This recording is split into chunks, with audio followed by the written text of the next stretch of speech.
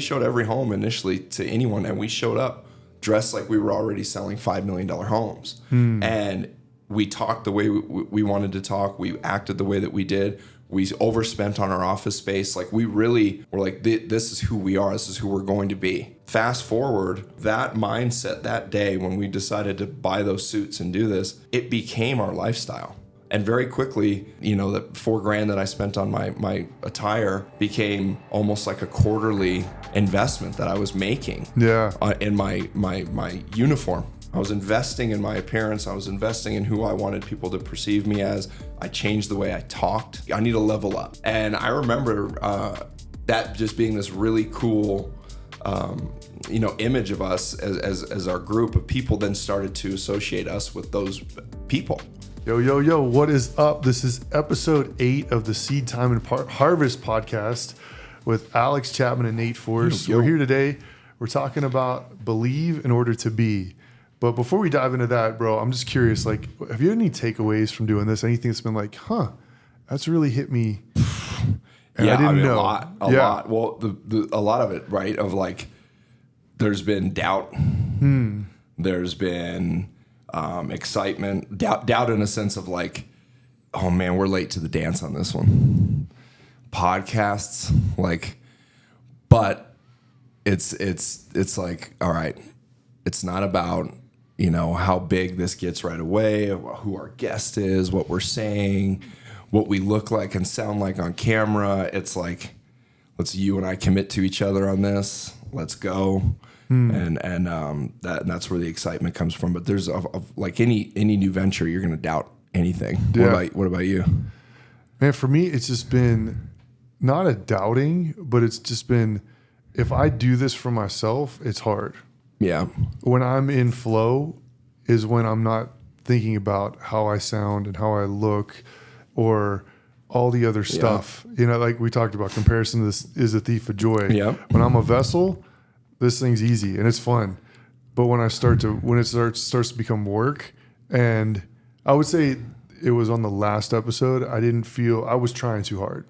I just listened to it. I just felt like I was trying too hard. It was trying to sound this or play off you, or I thought about that. And that's a good call out, because I thought about the same thing because obviously it's not scripted. Like, we don't have anything written down. We always have like a good idea of what we want to discuss. Yeah. But I felt the same way. Really? I was on like from me, not from you, from me, of being like, was that really like, because we were talking about authenticity and we kept like circling back to it. Yeah. Like it was like we had to stay on topic or something. You know what I mean? But I felt the same way when, instead of just like we flowed, it was great. And I think that you and I are both getting calls offline and DMs offline of like, dude, thank you. I needed to hear this today, etc. And that to me is why I personally am doing it. And I think you're the same way, of like, for that one person that day that listened to it, that was like either going to quit, was doubting themselves, was in their head about their faith or their, you know, workouts or whatever it was, and then they listen to us and they know us personally. So it's usually someone on the team that will reach out. Shout out to Pete. You know, I've talked to him a couple times. Actually, I called him last week or the week before, and I'm like, what are you doing? He's like, man, dude, I was literally just listening to y'all's podcast. So I'm like, it was cool to hear from him. And I think it's really cool for people to, I think that they have to kind of step out of their comfort zone to listen to us. If they're on the squad, you know, don't you think that they're probably like, all right, like, what are these guys talking about? And for them to take the time, to listen for 30 minutes or however long they're listening to is like, that's cool. So I appreciate that a lot, because they hear us talking here all the time, but I think they get to see both of us in a different light. And hear us differently, and so I don't think either one of us should be in our head about the last episode. I think it's not being in your head. It's just an observation to me. It's like, okay, why are you feeling this way? Yeah. And what happened when you were doing that? And for me, one other piece I've learned is I can be a better listener. So much of my life, I'm thinking about what I'm going to say. And I was on a showing last night, and I was like, I didn't ask enough questions. I didn't listen. I didn't connect with them enough. It was more about, here's what I got, and here's what I can do for you, and blah, blah, blah. And so that's been a big thing for me. And it's slowing down has been a big lesson for me, and not slowing down from like I'm doing less, because my life is busier than it's ever been, but it's slowing down my thought process. Okay. And it's like you only have 3 resources in life. You have time, money, and energy, right? So money lets you harness, or I'm sorry, energy lets you have more money. Mm-hmm. Money lets you harness more time, which is really what it's all about. And it's like, that's the greatest gift you can give anyone, is your time. Mm-hmm. So I'm grateful for anyone who takes their time to listen to this, to think 2 dudes that are figuring it out as well might have something they can give you. But it's like, I'm talking to the younger version of myself. I'm hoping to help someone who's in the place that I was. Mm-hmm. And so that's really what it's all about for me, man. Yeah. I mean, I think as far as like listening goes, I mean, I was on a listening presentation yesterday with Caitlin, and like all I wanted to do was talk to the guy about like their life. Like the house to me was like, you're never going to get what you want for it. Yeah. You're never going to, like, I don't want to have those conversations. Like, tell me about you. Talk to me about you. And I think I almost did it too much, because in sales, there is a balance, right? Sure. Of like what you're saying. Of like, he was just a nice guy. You need to present, but you also have to get to know them. And it is that balance of like that, where the pendulum of like, okay, when do I go in and really present? Mm-hmm. And when do I stop just having a cool conversation? Because now an hour's gone by and they're like, ooh, we got to get out of here. And you never talked price. You didn't talk commissions. You didn't talk anything. They're like, yeah, just let us know. So I was like, damn, did I go too friendly? Have I been out of the field too long? I was all in my head, But it's a goofy situation. Caitlin's a stud. So she ended up like interjecting when we needed to with like fees and stuff. But I get what you mean with listening, because both of us are always in kind of like that alpha side of our approach, where it is tough to like stop and go, oh man, how are you? Tell me about you. Talk to me about, because I'm always in like go mode, just like you. So it is tough to stop and take a break. But that's ego too. Yeah. You're in your ego thinking, I have to say all this, when it's really, you connect with people by listening. Mm-hmm. And so and I think it's ultimately listening to yourself. If you're not able to be with you, like I remember when I was going through my stuff, I would play little games on my phone till like 3 a.m. because I was scared to be on my own. Because every time that would happen, I'd hear God talk to me and be like, hey, I want you to do this. You're not on the right path. And so I wanted to quiet that voice. It's like, it says, be still and know that I am God. You got to be still if you're going to actually listen and hear. It's kind of like everyone says, oh, it's better to give than to receive, right? Well, if everyone's just giving all the time, like you have to receive as well. So it has to be balanced. It does. So I think that's a cool segue into what we wanted to chat about today.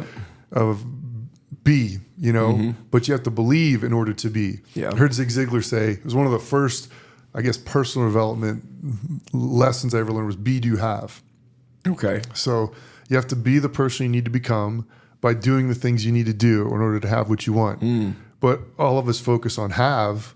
I got to have the Ferrari or whatever, the house, the girl, the guy, whatever it is. But you're focusing on the wrong thing. You got to become the person by doing the things. It's kind of like it says, faith without works is dead. You have to have the faith in order to do the things. So doing the things is an act of faith. Showing up to the gym. So, what does belief mean to you? Well, it was when you text me that, like, hey, like, it is really just, and we talk about it all the time and just our sales trainings and the real estate world that we're in, of like, that's why I'll kind of go back to when I started in real estate, because I was very insecure because of, what happened with Fitness on the Rocks and what, like, and it wasn't that I like failed at Fitness on the Rocks. It was just that we had reached the mountaintop and the air wasn't as crisp as we thought, right? Like all these things changed. And when I got into real estate, it was more of this, like, what am I going to do now? And it was almost a fallback for me initially, right? And then I remember getting into it, and then it was really the people who I had partnered with initially, right? So like, Matt Rosenfeld with Nav at the time was like Compass before we really knew anything about Compass, and Chris and Corey Wacker and Bo and all these guys. Gunner was like the first one that we brought over. And so it was like this really small group of friends that were like, okay, let's do this. And to me, I was like, this I can do. I can do this with my boys. Like, let's make this. I can go sell anything as long as I'm with the right people. So my mindset shifted from a fallback and this, oh my gosh, I failed, to I get to work with my friends. Let's build something great. And then I remember, so it's actually ironic that I wore this shirt. I saw Gunner downstairs and he was like, damn. He's like, dude, I've seen you in that shirt for years, right? And it looks good still, and man. It was, well, I'll tell you about this. So I remember I got cold called by this gal from Tom James, right? That does the suits. They come to your office and measure you.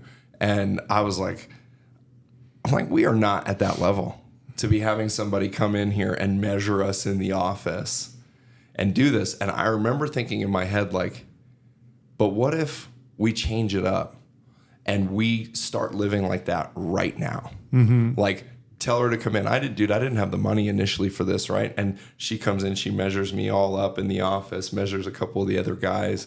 And this was one of the shirts.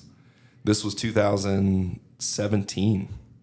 Right, so 7 years ago. Yeah, like almost exactly. I mean, almost exactly 7 years ago to the day, almost, truly. And I'm like, all right, I'm gonna spend. Okay, how much? And she was like, that'll be like $4,000 something, right? And I'm like, fuck it. And I remember just putting it on the credit card and being like, I'm investing in my new uniform. Yeah, right. My suits, my shirts, my tailored shirts, and I'm like, I'm doing this. And I remember.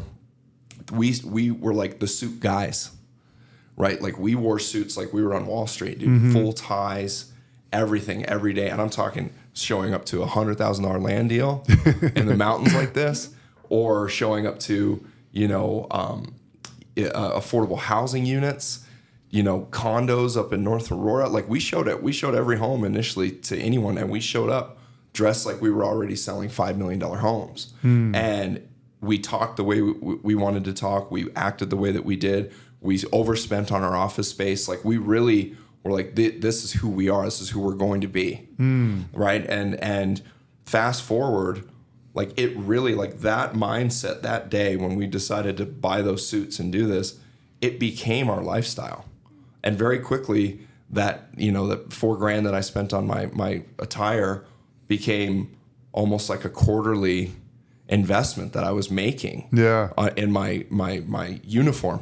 I was investing in my appearance. I was investing in who I wanted people to perceive me as. I changed the way I talked. Not that I wasn't authentic. I was just like, I need to level up. Yeah. And I need to be prepared for every showing. I need to know the market. And I remember that just being this really cool image of us as our group of people, then started to associate us with those people. Back to one of the last episodes we did of like, I was invited to tables that it's because I was already there. In my mind, I'm already supposed to be in these luxury listings and all of these things. And it was really cool. And then I heard Ryan Serhant last week giving some like TED Talk to like a huge auditorium full of people. And he said, be who you want to be in 5 years today. Walk into the room as you in 5 years right now. And I just kind of giggled as I was watching it on Instagram. So I'm like, that's exactly right.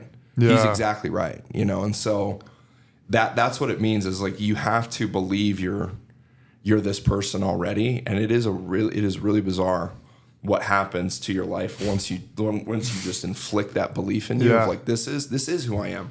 And you throw that suit on and you come presentable, man, and you are leveling up. Your confidence is better and you stay in the gym.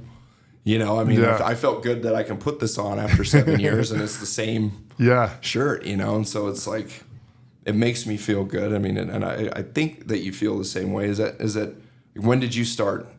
Like, because I mean, anything from football to real estate, I mean, from training, I mean, you've had a very, very cool journey. Have you ever had to show up like that? Have you ever had to go, okay, this is like, I am this trainer already, or I am this athlete? Sure you have, right? I was literally talking to my wife about this, and I told her, I was like, babe, I feel like what's really changed for me in the past 2 years specifically is that I finally do believe in myself. I feel like I've done a lot of really cool stuff, but I've always talked myself out of it. I've let my results dictate how I feel about myself. Like if I had a great game, I felt good. But if I didn't have a great game, I didn't feel good. Whereas it's the opposite. It's you're still the same person regardless of how you perform. Yeah. And that's like what's really shifted for me. And so I did the exact same thing. Actually, when I got into real estate, I wrote out all the attributes of what a $100 million agent would look like, what they do. Still have it on. It's a really cool exercise called a mind movie where you watch it. It's kind of like a active vision board. Maybe we can talk about that another time. Yeah. But I wrote out every attribute. You know, a $100 million agent shows up one time. He looks the part. He dresses the part. He is fit. He is a sponge. He breathes in knowledge and exhales value. And all it's probably 40 things. And it was like, if I'm going to sell a $10 million home, I got to walk in with a certain swag. But it made me also believe even more. And so it's like when you believe, then you show up. If you don't believe you're worthy of it, then you're not going to do the work. Yeah, give it away. Belief, I think, is the key to everything. Like it says, believe and do not doubt. If you have the faith of a mustard seed, you can move mountains. It's like, you're just wait a minute, book of knowledge with dude. that stuff. But it's just like you got to saturate your mind. Like I talked about my father-in-law. It's like that dude has taught me you have to just be maniacal about renewing your mind. Where do you spend your mind? Are you, like you talked about on our episode last week, are you just going to let your Instagram feed just feed your mind, or are you going to be intentional about that?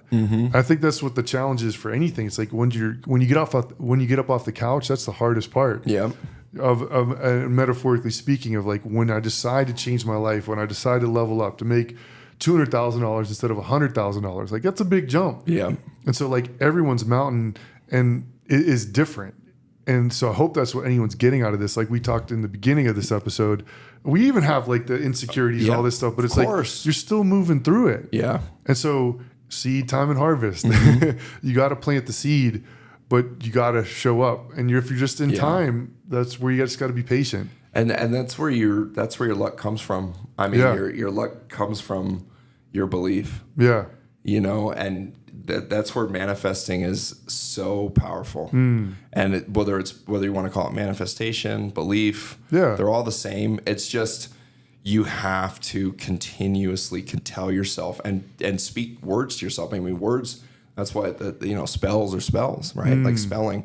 And the great Bruce Lee is like, you know, if you tell yourself you suck, you suck. Yeah. If you tell yourself you're a winner every day, even if you're losing, you're going to sooner or later, your brains and your neural pathways just rewire to say, I'm a winner, I'm a winner, I'm a winner. Or, you know, I'm going to get stronger, whatever it is, I'm going to get faster. But you can't just wake up every morning and be like, I'm a winner. And then you eat a shitty breakfast. Yep. You're, late to everything. Or if you're not taking ownership when you are, hey, instead of making up some excuse why you're late, you're just like, dude, I'm late. I thought this was something else. Like that's totally my bad. And you just own it and then just know that's not happening again. But here's the crazy thing, dude. Like you can do all the right stuff. You can do all the affirmations and the vision boards, which I did for years. But if you don't believe you're worthy of what you're going you're after, lying to yourself. You're going to sabotage 24/7. Yeah, you're lying to yourself. So like, how do you create that belief? Like what happened before you bought the $4,000 suit that said, no, I'm going to do this? Oh man. I mean, I've always said that the best wager, the best bet you can put on yourself. It's really the only bet you can place, right? You can be in environments where you have good leaders and good mentorship and things, but you still have to go do the work. And so once you realize that the best bet, the best wager you can place is on yourself every time, and you truly know that, but you have to go through some steps that you had to overcome some adversity, and you had to see that, wow, I said yes to this, and I had no idea how to do it, but I said, yes, I'll do this. I'll get it done. And then you showed yourself, you put in the work, the time, you studied, you stayed up late and figured out how to do a damn Excel sheet or whatever it was. Yeah. And then you climbed through that and go, well, it wasn't perfect, but I did it. I completed it. Right. And once you complete something, I mean, that's where quitting is is one of the roots of all evil. I mean, tapping out is very dangerous, right? It creates a horrible habit.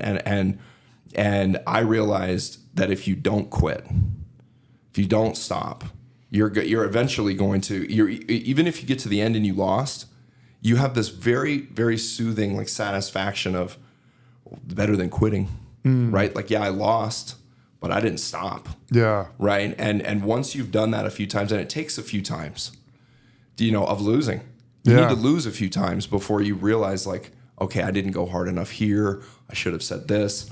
Man, I didn't pull the long days on that one, and you have to go through. So I go through that. So for me, I just know when it's on me, I'm okay. I get worried when it's on someone else. That's when I get hard. Even as a leader, I get worried when I'm like, oh gosh, the fate of this is in other people's hands. And then as a leader, you have to guide through, you have to manage through them and through the process and through your vision. And that's the hard part, is when you get to certain levels of leadership, you have this vision, this grand vision, but then you're sitting maybe in a room full of people who aren't quite there yet. Yeah. And no fault of theirs, but you're trying to, instill this vision or brand this vision into theirs that isn't quite their vision. And that becomes very challenging. And so that's what I'm working through right now, is I have all the belief that I have in myself. Yeah. I know that if you give me this and this, I can go get that done. Yeah. And when you're running a company and you have so many people doing different things and tasks and skill sets, you really have to level up now. So I'm at a point now where I'm at another crossroad in my life where my belief in myself, for me just going and doing the work, doing the heavy lifting and shoveling the rock, is over. Yeah. I can't just go sell the homes anymore. I can't just go close the listing presentations anymore. I have to teach people how to do it and let them see the light in themselves. And so that's kind of where I'm at right now, of leveling up and trying to learn more about leadership and strategy, and listening to the dichotomy of leadership right now with Jocko. Cool. Yeah. Really unique, pretty emotional book actually. Yeah. But like, that's where I'm at now of when you believe in yourself, you're going to win. Yeah. But then as you start leveling up, you're going to embark on new challenges for sure. It's like belief is also seed time and harvest. Oh yeah. Like, you got to show up. You might not believe at first, but if you keep showing up, you're going to build that belief. It's like they say in sales is just a transfer of belief. Yep. I heard Ed Milet say this, like, a person doesn't need to know that you know what you're talking about. They just need to believe that you know what you're talking about. Yeah. Which is kind of crazy, because it's like, I think in the terms of sports, you can feel that doubt in someone. Doubt's a cancer. Absolute cancer. If someone's not 100% believing, you can tell real quick, and you'll be like, I don't know. So how does someone develop that belief? Like, obviously, like, you've got to show up, but like, how do you believe in yourself or start to? That to me, that's tough, because you really do need to be doing something that you enjoy. Because if you're just running the hamster wheel over and over and over, you may have gotten into this job or this situation because you just needed to move. Yeah. But once you get into this, I hate this, you're stressed, you have anxiety about going to work or whatever, you need to check yourself. And so I think for a lot of people that are listening right now, is you really need to check yourself of like, do you enjoy what you're doing? Do you see a real future with what you're doing? When you look to the right and to the left of you, do you like and respect and appreciate who you're around?